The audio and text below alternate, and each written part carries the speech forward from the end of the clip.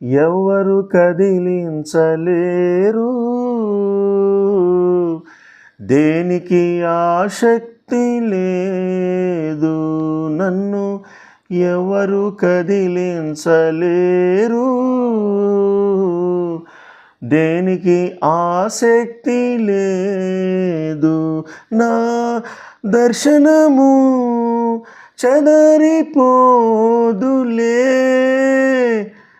దేవుడు ఈ దినమందు వాగ్దానం ద్వారా మనతో మాట్లాడబోతున్నారు.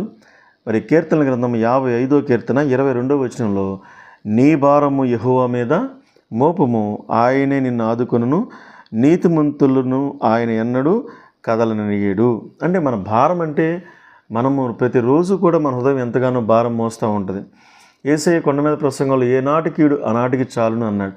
అలాగే మన హృదయం ఎంతో భారం మోస్తూ ఉంటుంది. ఈ భారం అంతా ఆయన మీద మోపమంటే ప్రతిరోజు ఉదయం మోకరించి ప్రార్థన చేసి మనం చేసే ప్రతి పనిలో కూడా ఆయనకి చెప్పి మన భారం అంతా ఆయన మీద వేసి నీతిమంతుల్లాగా ఉంటే మనం కదిలించబడము. నిజమే, నీతిమంతులను ఎవరు కదిలించలేరు.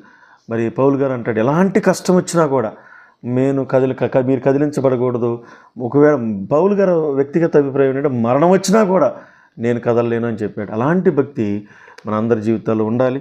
మరి దేవుడు ప్రభు యొక్క ఆయన కృప నిన్ను కదలనీయకుండా కాపాడాలి. నీ దినమంతా కూడా ఒక ధైర్యంతో, శక్తితో దేవుడు నిన్ను నింపాలని కోరుకుంటూ దేవుని సేవకుడికి ఆశీర్వాదం ప్రకటిస్తున్నాను. God bless you. దేవుడు నిన్ను దీవించును గాక. ఆమేన్.